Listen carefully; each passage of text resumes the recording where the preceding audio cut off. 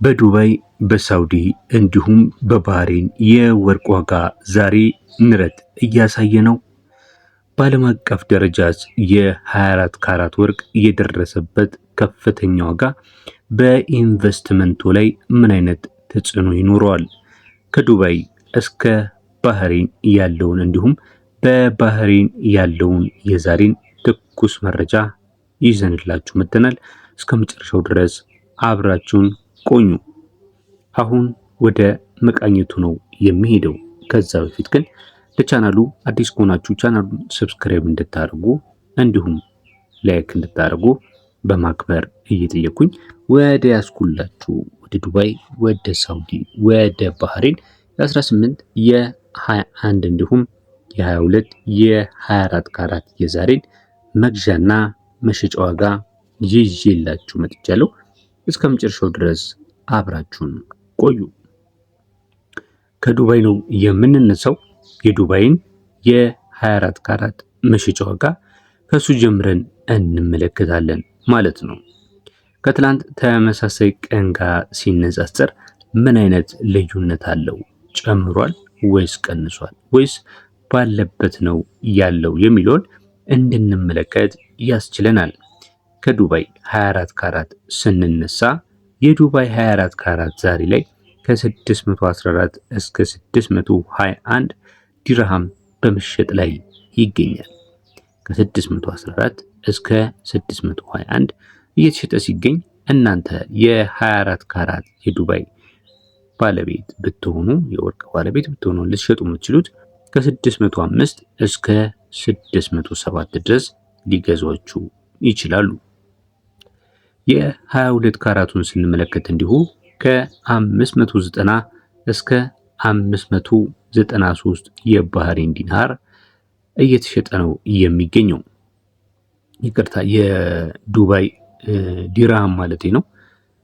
የ22 ካራቱን ወርቅ ቢኖራችሁ ደግሞ እናንተ ልትሸጡ የምትችሉት ከ582 እስከ 584 ዲርሃም ድረስ ሊገዛችሁ ይችላሉ ማለት ነው። በመቀጠል የዱባይ 21 ካራት በስንት ይሸጣል ብትሉ በ548 እስከ 550 የዱባይ ዲርሃም እየተሸጠ ሲገኝ 21 ካራቱን ደግሞ እነሱ ሊገዛችሁ የሚችሉት ከ539 እስከ 541 ድረስ ሊገዟችሁ ይችላሉ ማለት ነው። በዱባይ 18 ካራት ውስጥ ካላችሁኝ ከ462 እስከ 465 የዱባይ ዲርሃም መግዛት ትችላላችሁ። እናንተ ወርቁ ሲኖራችሁ ደግሞ ልትሸጡ የሚገባበት ዋጋ ከ451 እስከ 453 ባለው የዲርሃም ዋጋ ብትሸጡት እጅግ ተመራጭ ነው የሚል አማካይ የሆነ ዋጋ መረጃ አለ ማለት ነው። ቀጥሎ የምንሄደው ደግሞ በሳውዲስ የወርቅ ዋጋ መግዣውና መሸጫው ምን ይመስላል የሚለውን የምንመለከት ይሆናል። እንግዲህ እነዚህ ሶስት ሀገራቶች እንደምታውቁት ከሆነ በወርቅ ምርታቸው፣ በወርቅ ፍላጎትና ሽያጫቸው በዓለም ላይ አሉ ከተባሉ በተለይ ደግሞ የወርቅ ይዘታቸው፣ አይነታቸው እጅግ በጣም የተሻሉና ጥራት ያላቸው ወርቆችን በማምረት የሚታወቁ ሀገራቶች ናቸው። ዱባይም የወርቅ ከተማ እንደምትባል ታውቃላችሁ። ሳውዲም በተለይ ቱሪስቶች እጅግ በጣም በወርቅ ላይ ኢንቨስት በማድረግ ይታወቃሉ። ባህሬንም ብትሉ ደግሞ በወርቅ ጥበባቸው የዘመናዊና የባህላዊ የወርቅ ጥበባቸው እጅግ በጣም የተለየና ጉድ የሚያስብል ነው ማለት ነው። የበለጠ ተመራጭነትም ሲኖረው እንዲሁም ደግሞ የተለየ ዲዛይን በመስራትም ባህሬኖች የሚስተካከላቸው የለም ይባላል። አሁን ግን ቅድሚያ ከባህሬን በፊት የማሳያችሁ የሳውዲ በስንት እየተሸጠ ይገኛል፣ እነዚህ 3 ካራቶች የሚለውን መረጃ አሳያችኋለሁ።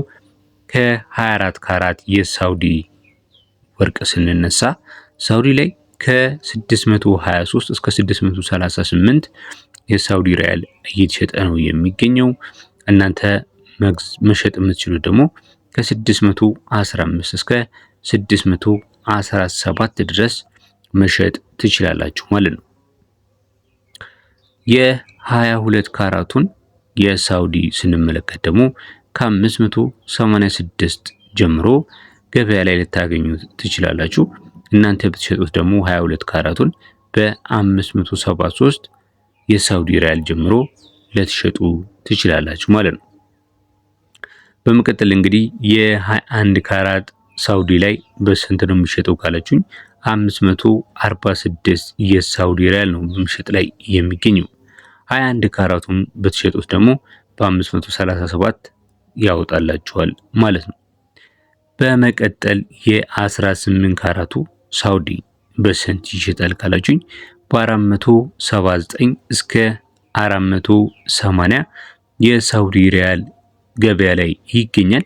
እናንተ ወርቁ ቢኖራችሁ ደግሞ 18 ካራቱን ልትሸጡ የተሻለ ዋጋ የሚሆነው በ470 እስከ 71 ባለው መሸጫ ዋጋ ይሆናል ማለት ነው። እንግዲህ ይህ ነገር ናቸው ያለ ነው ተመልካች አድማጮቻችን የዱባይን፣ የሳውዲን፣ የባህሬንን ዋጋ ወርቆችን በ18 በ21 በ22 እና በ24 ካራት ያሉትን በስንት ግብ ገዝታችሁ በስንት ብትሸጡት ተመራጭ ነው የሚለውን ነው እየተከታተልን እያለ ነው። ዛሬ ቀኑ የካቲት 29 ዕለተ እሁድ ነው። እንግዲህ በዓለም አቀፍ ደረጃ ምንጊዜም ቢሆን ክፍት ነው፣ ኦፕን ነው ገበያው ማለት ነው።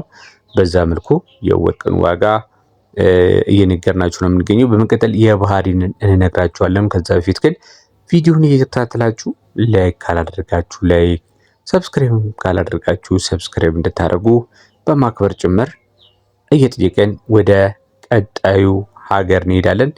ባህሬን።